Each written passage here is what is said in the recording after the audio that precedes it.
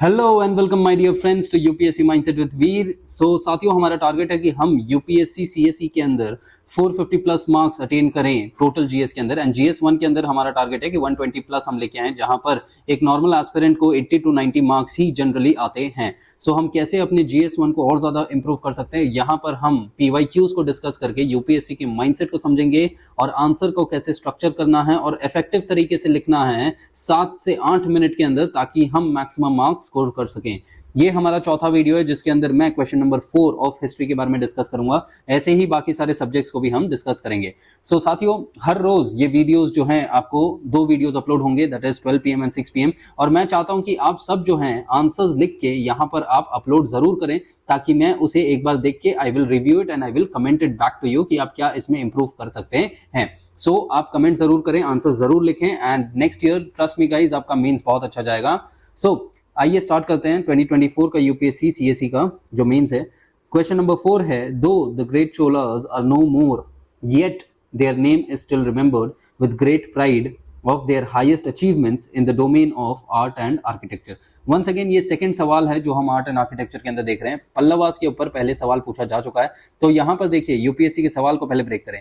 दो the great Cholas are no more, मतलब ये बता रहे हैं कि भाई ग्रेट चोलास जो हैं अभी है नहीं, तो मतलब हमें चोलास के बारे में बात करनी है, तो इस स्टेटमेंट का इतना मतलब नहीं है।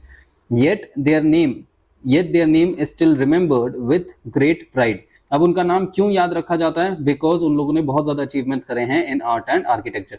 तो हमें बेसिकली ये लिखना है कि भाई चोलास ने जो आर्ट एंड आर्किटेक्चर के अंदर काम करे हैं ना, उसके बारे में हमें यहाँ पे उनकी वखान करनी है। क्यों? क्योंकि यहाँ पे यूपीएससी ने बोला है कि भाई उनके अचीवमेंट्स के बारे में लिखो, मतलब हमें उनकी अच्छी बातें यहाँ पे लिखनी है। और ग्रेट प्राइड है, एंड यहाँ पे though the great Cholas are no more yet their name is still remembered, मतलब ये बताना है आगे कंक्लूजन के अंदर कि भाई इन सब कामों के वजह से चोलास आज के टाइम में याद रखे जाते हैं। सो ये स्टेटमेंट को बेसिकली स्ट्रक्चर के फॉर्म में हमें समझना पड़ेगा कि यूपीएससी बोल रहा है इंट्रोडक्शन के अंदर आप सबसे पहले इनके जो ग्रेट प्राइड हैं और इनके जो हाईएस्ट अचीवमेंट्स है ना, उनके बारे में आप यहाँ पे बात करिए। सो इंट्रोडक्शन के अंदर इनके हाईएस्ट अचीवमेंट्स की बात करी जाएगी। उसके बाद जब हम बॉडी की बात करें तो बॉडी के अंदर इन्होंने क्या डेवलपमेंट्स करे हैं आर्ट एंड आर्किटेक्चर में। अब आर्किटेक्चर में अलग अलग टाइप्स होते हैं, तो उसके अंदर क्या किया। आर्ट के अंदर हमने पहले भी बात कराई भाई, पेंटिंग्स होता है, डांस होता है, ड्रामा होता है, ठीक है, and then there is music हो जाएगा। सो ये सब आर्टिस्टिक ट्रेडिशंस के अंदर इन लोगों ने क्या डेवलपमेंट्स करे उसके बारे में हमें लिखना है, एंड हर एक चीज हमें एग्जांपल्स के साथ लिखना है। तो यहाँ पर मैं आपको बताऊंगा आपको वो कैसे लिखना है।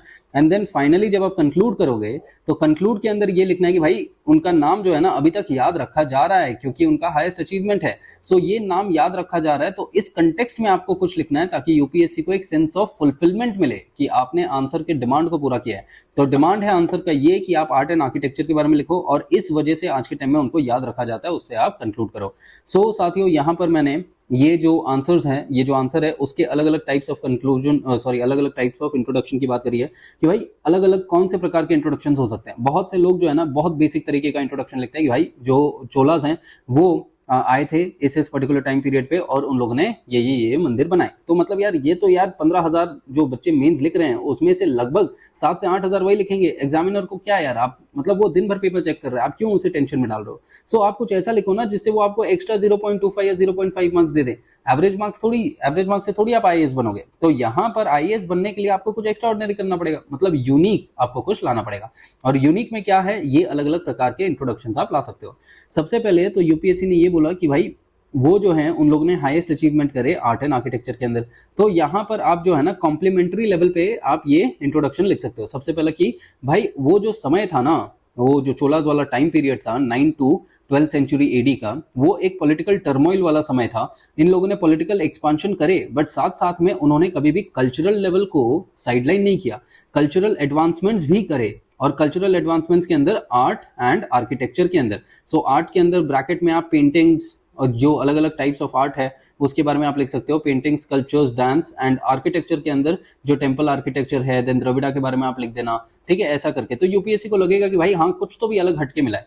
इसके अलावा एक अलग टाइप ऑफ इंट्रोडक्शन है, दैट इज फैक्ट बेस्ड, कि ये नॉर्मल इंट्रोडक्शन है जो सब लिखेंगे कि भाई चोला का टाइम पीरियड क्या है, 9 से 12वीं शताब्दी एडी तक, और फिर उन्होंने ग्रेट लिविंग चोला टेम्पल्स बनाए, ठीक है, जो कि 3 टेम्पल्स होते हैं और ये यूनेस्को साइट से आज के टाइम में। ये बहुत बेसिक है, आई वुड नॉट सजेस्ट कि आप इससे जाओ।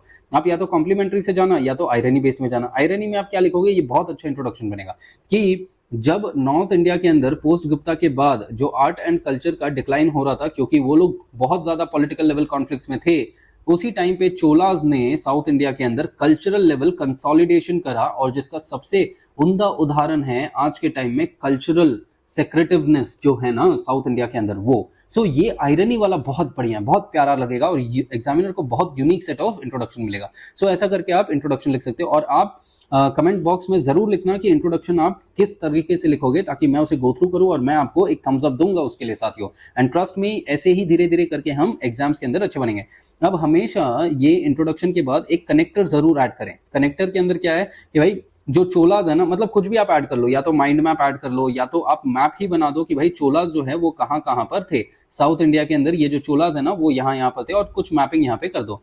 अदरवाइज यहाँ पे आप ये चीज कर सकते हो कि एक टेबल बना सकते हो कि भाई चोलास की जब हम बात करते हैं, दो प्रकार के चोलास होते हैं, इंपीरियर एंड संगम चोलास, और यहाँ पे आप लिख देना Cholas who contributed the highest. Cholas मतलब मेजर चोला कंट्रीब्यूटर्स, ऐसा करके आप लिख देना। तो संगम के अंदर आप क्या लिख दोगे, करईकल वगैरह हो गए, देन एलारा हो गए, दे वर द कंट्रीब्यूटर्स। यहाँ पर आप क्या लिख दोगे कि there is going to be Rajendra, Raja Raja Chola and the Raja Raja Chola the second. आप इन लोगों के बारे में यहाँ पे लिख दोगे। नाउ नेक्स्ट, अब मेन बॉडी के ऊपर आते हैं कि भाई बॉडी के अंदर सबसे पहले हम क्या लिखेंगे, या आर्किटेक्चर ले लो या आर्ट ले लो। आर्ट के अंदर अब आपको एक ही चीज को अलग अलग तरीके से नहीं लिखना है। मतलब बहुत सारे लोग जो ऐसे हैं वो यहाँ पर क्या लिख देंगे कि स्कल्पचर्स के अंदर इन्होंने स्कल्पचरल डेवलपमेंट किया, तो स्कल्पचरल डेवलपमेंट के अंदर ब्रॉन्ज स्कल्पचर अलग बनाए, फिर इन्होंने जो अलग अलग स्कल्पचर्स हैं that is gods and goddesses के स्कल्पचर्स बनाए, फिर ऐसे करके एक ही पॉइंट को, स्कल्पचरल वाले पॉइंट को 3 से 4 पॉइंट में परिवर्तित कर देंगे। नहीं यार, ये ऐसा क्यों करना है आपको? एग्जामिनर को लगेगा कि खाली खाली टाइम पास कर रहे हो, आंसर को खींच रहे हो, एग्जामिनर के ऊपर नेगेटिव इंपैक्ट पड़ेगा। सो बेटर क्या है कि आप यहाँ पे वही पॉइंट के अलावा दूसरे पॉइंट सोचो ना, यहाँ पे ब्रेनस्टॉर्म करो। एक तो मैंने ये पॉइंट लिख दिया कि भाई इनके टाइम पे विविड लेवल का कल्चरल डेवलपमेंट हुआ, क्योंकि यहाँ पे यूपीएससी ने क्या बोला कि भाई इनकी वखान करनी है, इनकी तारीफें करनी है, पुल बांधने तारीफों के। सो तारीफों के पुल मतलब, क्योंकि ग्रेट प्राइड है, तो यहाँ पर विविड जैसा कुछ ऐसा फैंसी वर्ड डाल दो जिससे यूपीएससी को लगेगा कि हाँ भाई ये कर रहे हैं, ऐसा मतलब वखान कर रहे हैं। तो विविड कल्चरल डेवलपमेंट। अब कल्चरल डेवलपमेंट मतलब क्या हो जाएगा कि स्कल्पचर्स के अंदर इन्होंने क्या क्या चीजें बनाई। तो सबसे पहले मैंने ये बताया कि इन लोगों ने सेक्युलर प्लस रिलीजियस स्कल्पचर्स बनाए। रूलर्स के अंदर अब हमेशा यहाँ पे आपको क्या डालना है, एग्जाम्पल। रूलर्स के अंदर आप राजा राजा चोला का स्कल्पचर बना देना, उलांदा पेरुमल का, he was known as the Ola Kalanda Perumal, ठीक है। फिर नेचर का आप यहाँ पे जो नेचर का डिपिक्शन है ऑन द वॉल्स उसको बनाया गया। रिलीजियस कल्चर्स बनाए गए, gods and goddesses that is Shiva and Vishnu, क्योंकि ये जो टाइम पीरियड है it was also the time period of भक्ति मूवमेंट, तो शिवा और विष्णु के यहाँ पे स्कल्पचर्स बनाए गए, वो आप कर देना। And they were constructed where on the architectures. अब आर्किटेक्चर्स अलग अलग प्रकार के आर्किटेक्चर्स थे जिसको हम नीचे देखेंगे। इसके अलावा इन्होंने ब्रॉन्ज का भी स्कल्पचर बनाया दैट इज द नटराजा, और नटराज, ठीक है, नटराज यहाँ पे। और this was the climax of Chola sculpture, मतलब क्लाइमैक्स ऑफ स्कल्पचरल मेकिंग। आप ये चीज भी यहाँ पे ऐड कर देना, दिस इज अ फैक्ट। तो हर एक में अपने क्या देख रहे हैं, फैक्ट्स यहाँ पे देख रहे हैं। इसके बाद डांस, इन लोगों ने आर्ट एंड आर्किटेक्चर के आर्ट के अंदर डांस भी किया। क्यों, हमें ये कहां से पता चलता है, स्कल्पचर्स के अलग अलग पोजेस से। जो ये मंदिरों के ऊपर अलग अलग स्कल्पचर्स बनाते हैं ना, तो उनके अलग अलग पोजेस रहते हैं। जैसे नटराज हो गए, नटराज ने क्या है, नटराज यहाँ पे तांडव कर रहे हैं, ठीक है, ये अर्ध नरेश्वर हैं जो यहाँ पे तांडव कर रहे हैं, और इनके स्कल्पचर्स यहाँ पे बनाए गए। इसके अलावा जो डिवाइन डांसर्स टेम्पल्स के ऊपर बनाए गए वो भी कहीं ना कहीं यहाँ पे कर रहे हैं, और ये टेम्पल्स के ऊपर जो डांसर्स हैं वो क्या दर्शा रहे हैं, भरतनाट्यम, ठीक है, भरतनाट्यम को दर्शाया जा रहा है। सो this is a form of the classical dance, ये हो गया। देन पेंटिंग्स की हम बात करेंगे, ये भी एक प्रकार का आर्ट है जहां पर इन लोगों ने नेचुरल पिगमेंट्स को यूज करके टेम्पल्स के अंदर पेंट किया। फॉर एग्जांपल बृहदेश्वर मंदिर, बृहदेश्वर मंदिर के अंदर राजा राजा चोला ने पेंटिंग्स करवाया था, जहां पर एक डार्क सेक्शन था, और उस डार्क सेक्शन में सिर्फ कलर्स के माध्यम से उस डार्क सेक्शन को इल्यूमिनेट किया गया था। तो ये चीज आप वहां पे लिख सकते हो, ठीक है, मेरे लेक्चर्स के अंदर ये चीज मैं जरूर बताता हूँ। म्यूजिक का वंस अगेन आप यहाँ पे लिख देना कि जो बृहदेश्वर और गंगईकोंडा चोलापुरम टेम्पल्स है उसके ऊपर हमें सीधा सीधा दिख रहा है कि जो जो डांसिंग पोस्चर में स्कल्पचर्स है ना, वो म्यूजिक के बलबूते पे यहाँ पे डांस कर रहे हैं। और बहुत सारे विमान और जो गोपुरम्स है उसके ऊपर हमें स्कल्पचर्स मिले हैं म्यूजिकल लेवल पे, ठीक है। एंड इसके अलावा यहाँ पर जो पिलर्स हैं वो भी म्यूजिक लेवल पे थे, तो यहाँ से म्यूजिक का एक कंटेक्स्ट हमें देखने को मिल रहा है। देन जब हम इनके कॉन्ट्रीब्यूशंस ऑफ आर्किटेक्चर की बात करें, बहुत सारे एस्पिरेंट्स यहाँ पे यही लिखेंगे कि भाई आर्किटेक्चर के अंदर इनका टेम्पल आर्किटेक्चर ही है, बट अपने माइंडसेट को डाइवर्सिफाई करो कि यूपीएससी आपसे क्या क्या चाह रहा है। टेम्पल आर्किटेक्चर तो यार यूपीएससी को भी पता है कि इन लोगों ने Dravida style of temple architecture बनाया, और द्रविड़ा के अंदर जो ग्रेट लिविंग चोला टेम्पल्स है तीनों के बारे में लिख देना।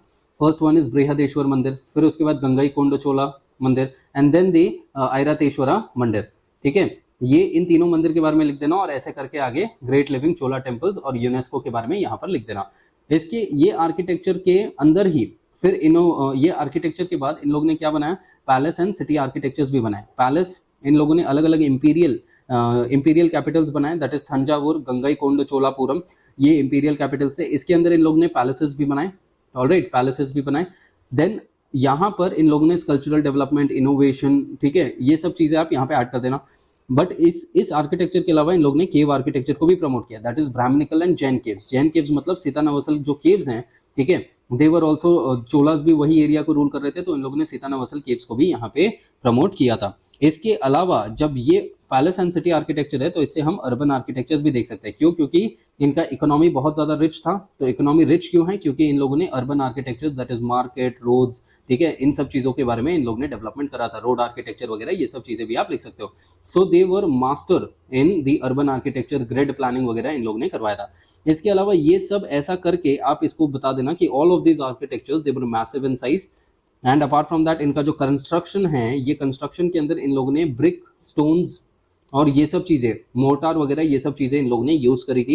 एंड यहाँ पर इन लोगों ने अलग अलग इनोवेशन ऐड किए थे। मतलब टेम्पल आर्किटेक्चर के अंदर ही आप इनोवेशन ऐड कर देना। इनोवेशन के अंदर क्या है, इन लोगों ने विमान को यहाँ पर बनाया था, इन्होंने गोपुरम्स बनाने शुरू किए थे, इन्होंने इलेबरेट बाउंड्री वॉल्स बनाने शुरू किए थे, और इन सब के ऊपर डेकोरेशन इन्होंने बहुत सारे करे। तो ये आर्किटेक्चर के अंदर आप यहाँ पे ऐड कर सकते हो। So this is going to be there. और राइट साइड में अगर आपको इन मंदिरों के बारे में एक मैप बनाना है, ठीक है, that is Brihadeshwar temple, Airateshwara temple, Gangaikonda Chola, ठीक है, देन थंजावुर का एरिया कहाँ पर है, तो ये आप यहाँ पर जनरली बना सकते हो। तो ऐसे करके क्या हो जाएगा कि जो क्वेश्चन का मेन डिमांड है ना, वो आप यहाँ पे पूरा कर रहे हो कि इन लोगों ने इतने सारे चीजें करे हैं, ठीक है, जिसके, और ये सब चीजें, ये इतनी चीजें करने के बाद आज के भी टाइम में उनको याद क्यों रखा जाता है? क्योंकि ये चीजों के बारे में प्रॉपर अकाउंटिंग एंड यहाँ पे इसको बचा के रखा गया है। सो इन द कंक्लूजन आप क्या लिखेंगे इसी चीज के बारे में कि because of all these things they are yet very much well remembered, और यही इनका हाईएस्ट अचीवमेंट है। इसके वजह से आगे आने वाले टाइम में ना बहुत सारे आर्किटेक्चर्स वहां पे इन्फ्लुएंस हुए हैं। जैसे नायका स्टाइल आप ले लो, then there is going to be the Vijayanagara style of architecture, then palaces ले लो। सो ये सब इन्फ्लुएंसिंग है। So it has kept a lasting impact, that is why आज के टाइम में ऑल्सो इसको याद रखा जाता है। सो इस हिसाब से साथियों ये जो आंसर है हमने इसको खत्म किया है। आप जरूर हमें ढेर सारा प्यार दें और इस आंसर को आप पूरा लिखें, इसी वजह से मैंने इसको इस हिसाब से लिखा है। आप आंसर को पूरा लिख के यहाँ पर इस आंसर शीट को अपलोड करेंगे कमेंट में। I will review it and then I will give my comments back to you. So with this I end this session. Thank you everybody for watching me, for watching UPSC mindset with Veer. Thank you everyone, take care and all the best.